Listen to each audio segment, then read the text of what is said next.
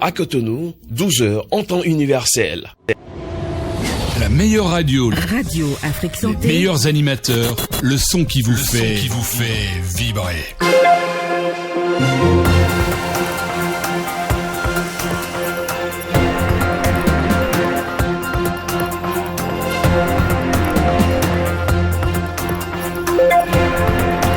Bonjour à tous, merci de nous rejoindre sur Radio Afrique Santé, les titres de cette édition. Nous sommes en novembre, mois dédié à la sensibilisation contre le cancer de la prostate. La page santé de ce trésor s'intéresse donc aux mesures de prévention de la maladie. Les réseaux sociaux ont-ils un impact sur le comportement humain? Question posée aux Béninois et dont les précisions sont à suivre dans cette édition. Et puis toujours dans ce journal, on fera un tour d'actualité à l'international avant de retrouver Ginette Fleur-Adandé pour la page des sports. 13h01 au Bénin et partout à Kassato également. On s'installe donc pour les précisions. À nouveau, bonjour et bienvenue sur Radio Afrique Santé. Les deux portes mâles et femelles qui ferment l'entrée unique de la ville de Kétou sont établies en tant que divinités gardiennes dont les esprits veillent sur la protection de la cité et préviennent la population et les autorités du royaume de toutes les menaces qui planeraient sur la cité. Par leur mouvement autonome de fermeture, elles annoncent l'imminence des situations qui nécessitent des stratégies de riposte pour la prévention ou la résolution. Ce sont ces deux portes dont la fermeture en fin du mois dernier a entraîné plusieurs interprétations dans le rang des populations. Mais le roi de Kétou, garant de la tradition de cette ville sacrée, explique ici ce qui en est réellement. Ce qui s'est passé à Kabaïdena n'est pas pour la première fois. En fait, les portes magiques mâles et femelles qui sont à Kabaïdena sont érigées par nos ancêtres pour protéger le royaume. Donc, c'est des portes protectrices. Elles se ferment lorsque un malheur arrive dans le royaume. Que ce soit la porte qu'elle est fermée d'elle-même ou bien que ce soit une personne qui l'est fermée, ce que nos ancêtres ont l'habitude de faire, c'est la consultation de Fa. Et hier, quand la porte est fermée, le roi, les ministres, les sages de la cour et les dignitaires les sages de la ville, c'était confession, se sont réunis, donc les concessions religieuses se sont réunis et ils ont procédé à la consultation du Fa. Le Fa qui est sorti, c'est pas un mauvais signe au fait,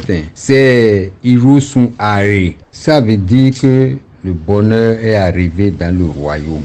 Mais le Fa dit que les jeunes sont trop pressés.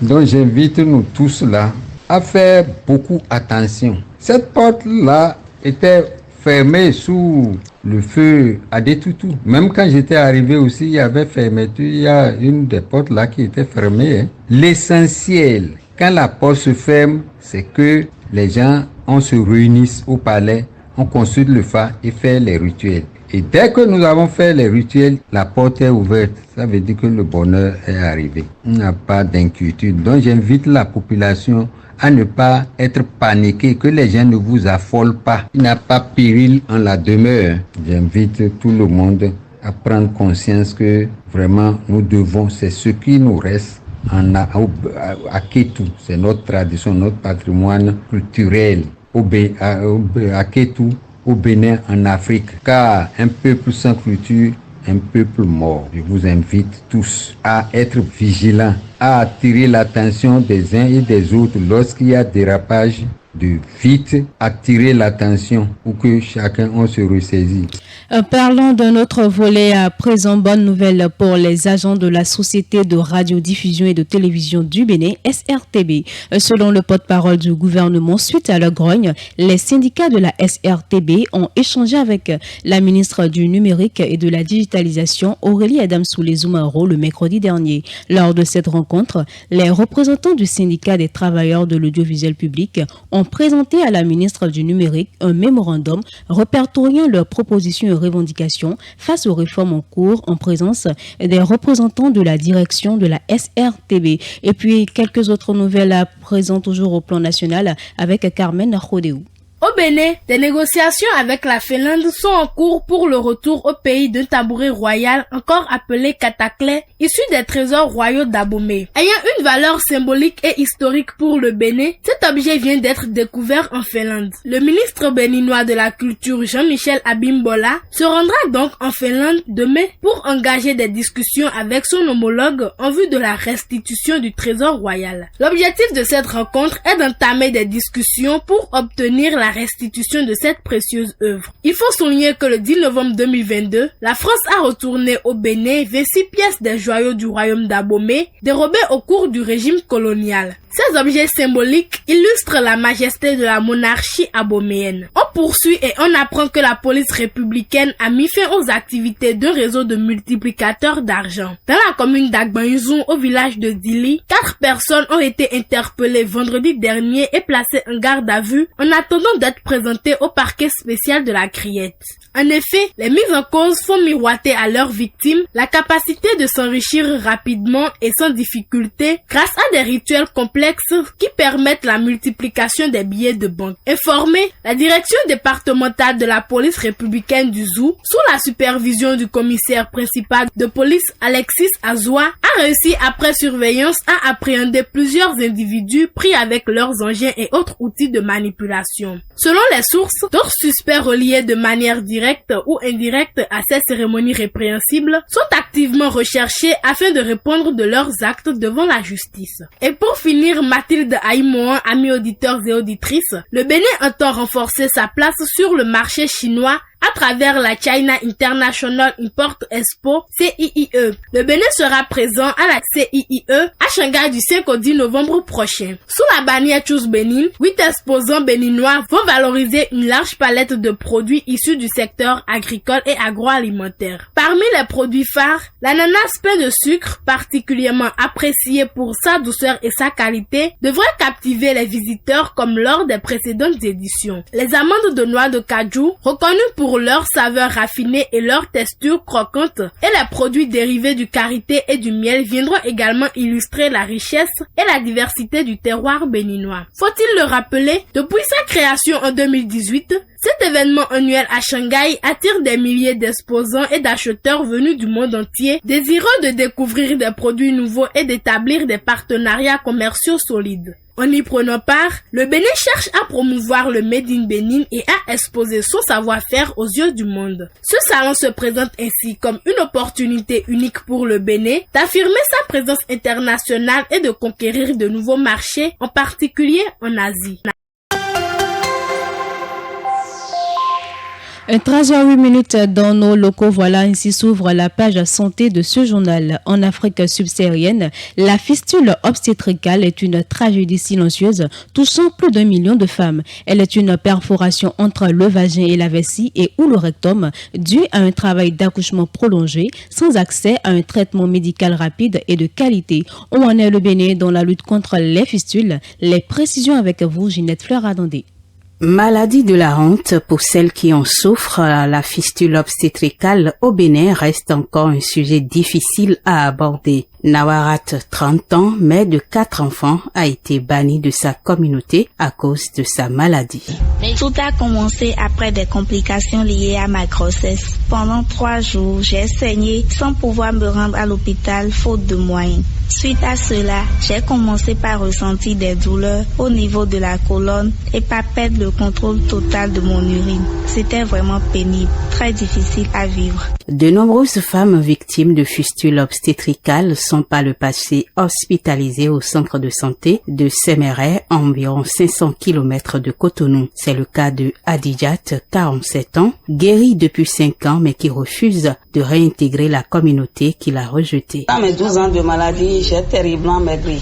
Je n'arrivais pas à manger régulièrement. À peine je mangeais que les selles risquaient de s'échapper. J'étais en permanence en couche. Je ne pouvais me présenter dans les grandes assemblées de peur de sentir mauvais et de révéler au grand jour ma maladie. C'est arrivé au point où j'ai envisagé de me suicider. Il n'y a pas de chiffres fiables sur le nombre de femmes béninoises atteintes de fistules obstétricales, mais elles sont nombreuses. On regroupe les femmes dans les différentes communes et on les sensibilise sur la planification, les avantages de la planification familiale. sur le dépistage de VIH et sur aussi le dépistage précoce du cancer de col de l'utérus.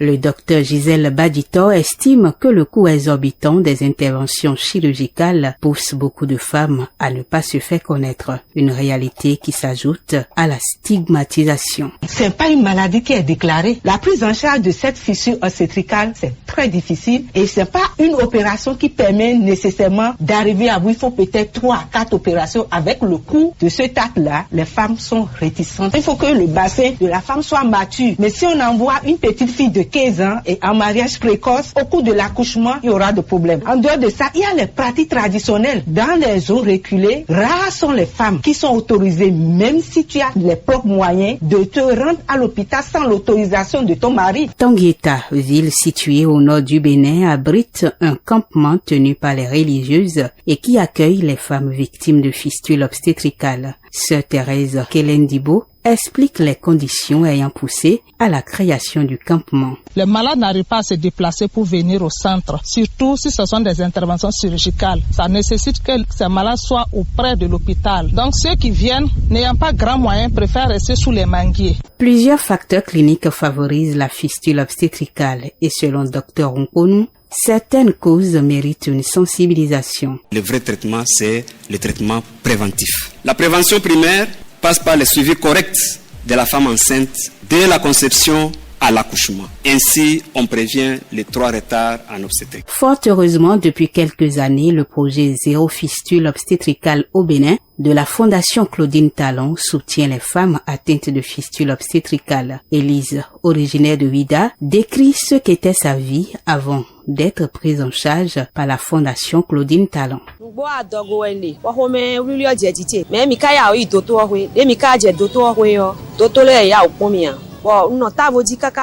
J'étais enceinte et je suis entrée en travail. Mon mari m'a vite accompagnée à l'hôpital, mais une fois là-bas, j'ai été négligée. C'est après qu'ils m'ont fait la césarienne et m'ont souligné que l'enfant était déjà mort. Je suis restée un peu à l'hôpital pour les soins et le jour où on devrait rentrer, je me suis levée et j'ai constaté que l'urine sortait sans que je n'émette le désir. Je me suis changée mais rien du tout. Ils m'ont hospitalisée pendant 3 mois mais rien du tout. À la maison, j'avais toujours de l'incontinence urinaire. Mon mari a tout essayé en vain. C'est dans cette lutte que mon mari est décédé et sa famille m'a mise au dehors, m'indexant comme responsable de la mort de leur enfant. Je suis retournée chez les miens à Ouida, livrée à la honte et l'humiliation. J'étais pointée du doigt comme la femme qui urine au lit. Je n'avais plus de vie sociale parce que partout où j'allais, les mouches m'entouraient et les gens riaient de moi.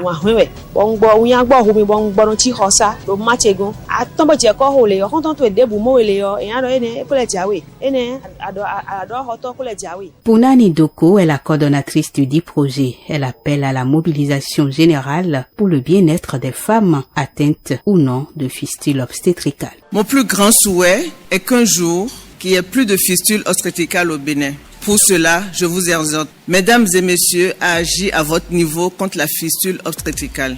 En effet, plus aucune femme ne devrait, pour l'accouchement, connaître un travail de plusieurs jours ou ne devrait accoucher à domicile ou encore moins ne pas bénéficier de la césarienne si cela s'imposait. Plus aucun agent de santé ne devrait ignorer ce qu'est une fistule obstétricale, comment elle survient, ni comment elle se soigne. Plus aucune fistule obstétricale ne devait être engendrée par erreur médicale. L'urgence aujourd'hui reste la sensibilisation, mais aussi la promptitude de la société à prendre au sérieux ce drame social qui peut être inscrit au rang des stigmatisations dont sont victimes les femmes.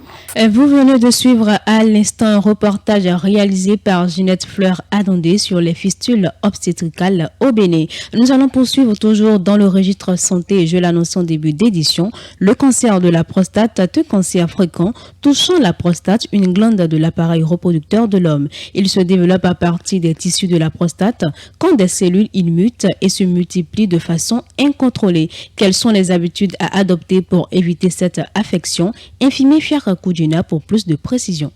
Le cancer de la prostate n'est pas une maladie qu'on peut éviter à 100%. Néanmoins, il y a des habitudes médicales et alimentaires qui qui permettent de réduire le risque du cancer de la prostate. Si vous vous connaissez en tant que personne à risque, c'est-à-dire si dans votre famille, il y a quelqu'un à qui on avait déjà diagnostiqué le cancer de la prostate, cela voudra dire que vous avez des antécédents familiaux. Donc, si vous savez que vous avez des antécédents familiaux concernant le cancer de la prostate, vous devez faire des examens de dépistage de façon régulière. Déjà à partir de la quarantaine ou déjà à 45 ans, en cas de facteurs de risque, comme les antécédents familiaux, ces personnes devraient envisager faire des examens réguliers, y compris le test de la PSP.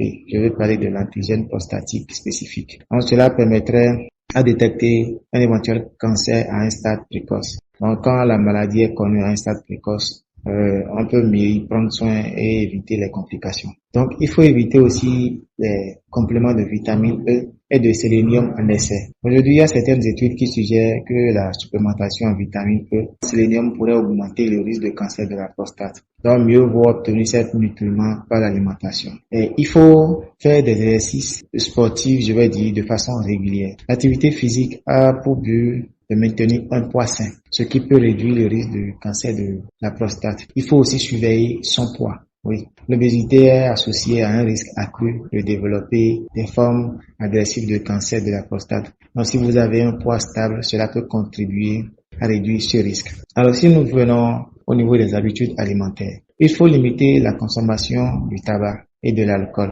L'alcool en excès, le tabagisme sont liés à de nombreux cancers. Donc, réduire ou arrêter ces substances peut aider à protéger la santé de la prostate. Il faut consulter un professionnel de santé pour un suivi personnalisé. C'est très important. Il est important de discuter avec des médecins ou des agents de santé spécifiques à adopter en fonction de son âge, de son état de santé et de ses antécédents familiaux. Donc, c'est très important. Et après ça, nous avons aussi des habitudes, je ne dirais pas alimentaires ni médicales, qui permettent vraiment de réduire le risque de cancer de la prostate. Alors, si nous prenons l'activité sexuelle, il faut essayer d'avoir une activité sexuelle normale. Il ne faut pas exagérer. Il faut apprendre à vider la vessie lors de l'urine si vous êtes en train d'uriner. Apprenez à vider complètement la vessie. Et évitez de vouloir trop contenir l'urine. Il faut éviter de vouloir trop contenir l'urine. Il y a certaines personnes qui ont pour habitude de dire non, quand je suis en public, je n'aime pas uriner. C'est pas bien. Quand vous avez l'envie d'uriner, il faut essayer de vous satisfaire. Il faut éviter de beaucoup boire dans la nuit. C'est pas bien de beaucoup boire au coucher. C'est pas bien. Parce que vous donner une hyperactivité à l'organisme, ce n'est pas bien. Normalement, la nuit, l'organisme essaie de se reposer, d'accord? Il y a certains organes qui se reposent et d'autres continuent leurs travaux. Donc, il faut essayer de ne pas beaucoup boire dans la nuit pour ne pas donner assez de boulot à cet organe. Il faut aussi éviter de trop garder les selles. Parce que quand vous gardez beaucoup trop les selles, ça comprime aussi la prostate. Et puis parlons de notre sujet à présent, prise de poids, minceur ou même changement morphologique. Ces caractéristiques font partie de la vie de l'homme. Mais quand ces changements surviennent au cours d'une vie à deux, comment se comporter? Le changement physique au cours d'une relation peut-il remettre en cause les sentiments? La question intéresse quelques citoyens qui se sont prononcés. On les écoute. J'avoue que c'est une question délicate dans la mesure où tout est une question de goût et le goût est relatif. Certaines personnes vont vous dire qu'elles adorent autant pour moi les pouchou et d'autres les skinny par exemple. J'aurais pu dire que quand la femme commence à attendre de la grosseur de façon démesurée, que l'homme peut avoir des envies d'ailleurs, mais c'est pas souvent ça la méthode la plus cordiale. Parce que si c'est l'homme qui prend de la grosseur, que la femme elle va voir ailleurs, il y aura problème. Donc le mieux c'est de soutenir sa femme à faire des exercices sportifs, des travaux relatifs au sport pour pouvoir améliorer son état de sorte à retrouver sa forme initiale pour permettre à son ou sa partenaire de rester toujours là en quelque sorte pour que la relation finisse pas. Ça peut être un désaccord, léger désaccord, mais ça ne veut pas dire que ça soit un problème en tant que tel pour le couple. À part si ils sont des gens qui sont assez fixés sur le physique. Si c'est une amélioration, je pense que ça peut accroître l'admiration qu'on a pour cette personne en fait. Parlons communication à présent, les relations à distance mettent à l'épreuve la force des liens qui existent à travers la communication également. Conformément à ce que vous croyez, il existe un lien de communication sincère et une confiance solide, transformant la séparation en une opportunité de renforcer l'amour et la complicité. Cependant, le rôle de la communication numérique dans les relations à distance est suffisant? Élément de réponse dans ce micro-trottoir que nous propose Samuel Cora. Le rôle de la communication numérique dans les relations à distance. Pour moi, c'est pas suffisant. Si je vais évaluer en fonction de pourcentage, il faut se voir, il faut une communication physique et numérique. Donc les deux sont à 50%, 50%. Et si il y a que la communication numérique, au début, ça va, parce que il faut s'y mettre à fond, c'est-à-dire vraiment garder la communication, vraiment discuter. Comme on n'est pas ensemble, c'est à distance, il faut vraiment discuter ensemble, garder la communication éveillée, je le dis comme ça, pour que ça marche. Mais après, forcément, il y a un manque là, un vide, parce qu'il n'y a pas une communication physique, il n'y a pas ce lien-là physique qui se crée entre nous-mêmes. Du moment où vous ne vous voyez pas, vous ne pouvez que vous servir de ça pour maintenir les liens qui vous lient. Maintenant, dans le fond, c'est vrai que certaines personnes arrivent à surpasser la distance grâce aux liens qu'ils maintiennent à travers la communication sur les réseaux. Non, moi je ne pense pas que la communication numérique est suffisante. Parce que pour vous dire d'être en couple, vous êtes en couple, il faut le temps. Il faut que vous voyez. Parce que c'est pas tout ce qu'on peut dire en face, qu'on dit en écrivant ou bien en parlant au téléphone. Avec la rencontre des gorges, quand on se voit physiquement, il y a plusieurs choses dont on parle que par téléphone, quoi. La communication numérique là ne suffit pas. Puis encore si vous êtes déjà des gens qui vont à l'intimité, c'est difficile pour la femme de contrôler ses envies sexuelles.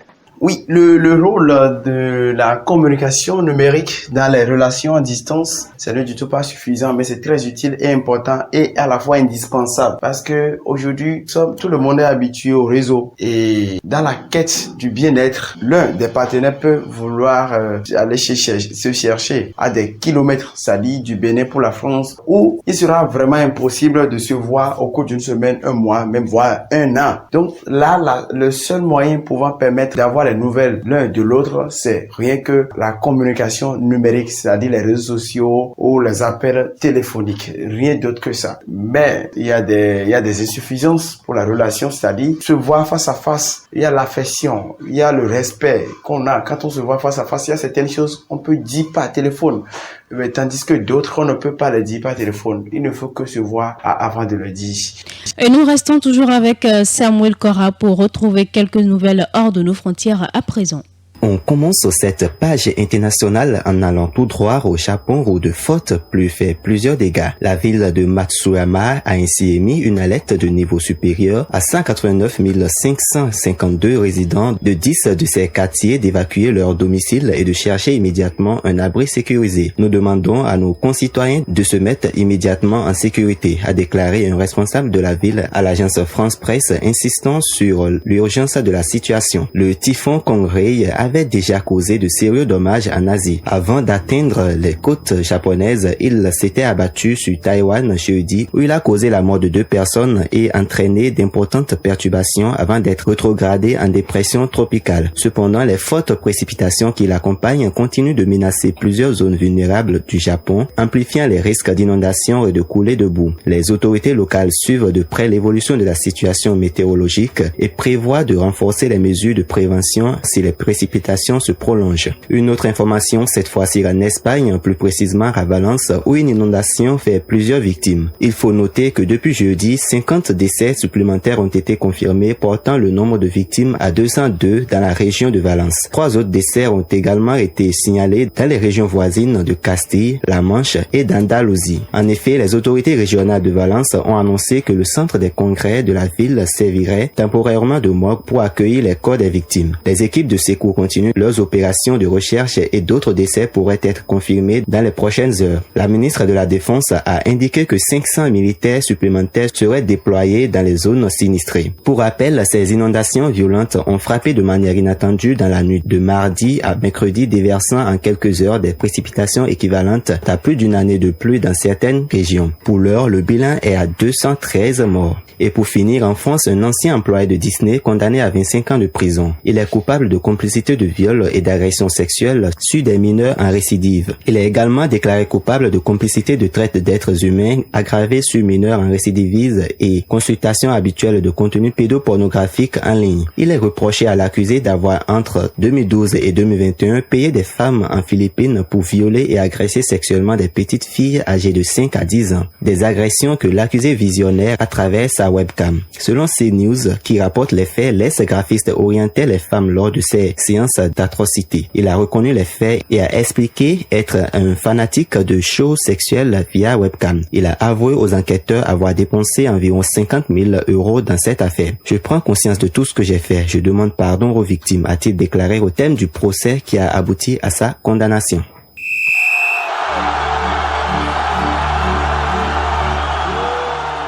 Vous l'aurez compris, comme l'annonce le coup de sifflet, nous parlons sport à présent. Le Nigeria va affronter le Bénin et le Rwanda dans quelques semaines pour le compte des 2 dernières journées des éliminatoires de la CAN 2025. En attendant ce rendez-vous important, l'attaquant des Super Eagles, Ademola Lookman, a tenu à prévenir ses adversaires. Ginette Fleur attendait pour les détails. Les Guépards n'ont qu'à bien se tenir alors que le Nigeria se prépare pour les 2 derniers matchs de qualification pour la Coupe d'Afrique des Nations CAN 2025. Ademola Lookman a envoyé un message clair à leurs prochains adversaires, le Bénin et le Rwanda. Les lions nigérians restent focalisés sur l'objectif, la qualification. À la tête du groupe D, les Super Eagles se trouvent en bonne position pour atteindre leur but. Une victoire ou un match nul lors de l'une des 2 rencontres suffirait pour décrocher le billet pour la CAN 2025. Lookman, dans un entretien, a exprimé sa confiance envers son équipe. Nous avons montré de bonnes performances collectives lors de ces éliminatoires de la CAN et nous devons maintenant faire mieux sur une base régulière. Nous avons gagné 2 matchs et fait un match nul dont nous allons continuer sur cette lancée et essayer de gagner nos matchs. L'ailier de 27 ans, également favori pour remporter le Ballon d'Or africain 2024, a rappelé à ses coéquipiers les ambitions qui les animent. L'objectif est de se qualifier pour la CAN et la Coupe du Monde, donc nous cherchons à faire ces choses-là. Après 4 journées, le Nigeria est premier de la poule D avec 10 points devant le Bénin, 2e avec 6 points et le Rwanda 3e avec 5 points. Les Super Eagles affronteront les Guépards et les Amavubi les 14 et 18 novembre prochains. Toujours en sport, dans un communiqué, l'UEFA a finalement réagi aux accusations complotistes contre Vinicius Junior lors de la cérémonie du Ballon d'Or 2024 et l'instance européenne a formellement nié les allégations. N'est-ce pas Ginette Fleur Adandé? Le non-sacre de Vinicius Junior au Ballon d'Or 2024 avait fait naître toutes sortes d'accusations complotistes contre l'UEFA. L'instance européenne qui co-organise l'événement avec France Football avait été accusée d'avoir recalé le Brésilien en raison de son différend avec le Real Madrid à propos de la Super League européenne. Des journaux pro-Real Madrid avaient pondu des articles ou des propos attribués au président de l'UEFA. Alexander Seferin indiquait que la star Oriverde ne méritait pas de remporter la prestigieuse récompense individuelle. Silencieuse depuis le sacre de Rodri, vainqueur du Graal, l'UEFA a finalement décidé de réagir. Dans un communiqué transmis à l'agence de presse espagnole, elle a botté en touche ces accusations. Nous nions catégoriquement les allégations circulant concernant les prétendus commentaires de l'UEFA concernant l'issue des résultats du Ballon d'Or. Ni l'UEFA ni son président n'ont publié de déclarations ou de commentaires sur les résultats de l'attribution, peut-on lire. Un tel rapport est totalement infondé et ne reflète pas la réalité. Nous nous réservons le droit d'engager des poursuites judiciaires contre toute partie impliquée dans la diffusion de ces déclarations, conclut le communiqué. 13h28, c'est donc ici que se referme ce journal. Mise en onde Arissou Adamou, réalisation Carmen Rodéou, à la présentation, je suis Mathilde Aïmon. Merci de nous avoir suivis et à très bientôt.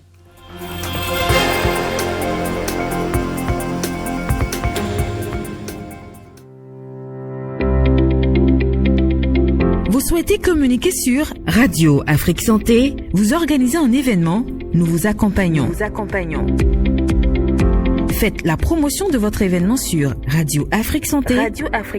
Pour plus d'informations et pour tout renseignement, rendez-vous sur notre site www.radioafriquesanté.com.